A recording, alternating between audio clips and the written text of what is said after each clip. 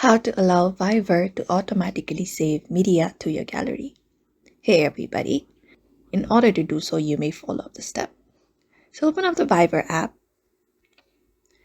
and then once you open up Fiverr, you may navigate to the More button in the bottom right corner. The option More, tap on it. Now from the More menu, select the option called Settings, tap on it. And from Settings, from the given menu, you need to select the option called Media. Go ahead and tap on that option. After tapping on that option, here you will be finding Save to Gallery option. All you gotta do is, if this option is turned off, simply go ahead and turn it on. And apart from that, you may also select when you want that media to be downloaded, when connected to Wi-Fi or your network, and that should do it.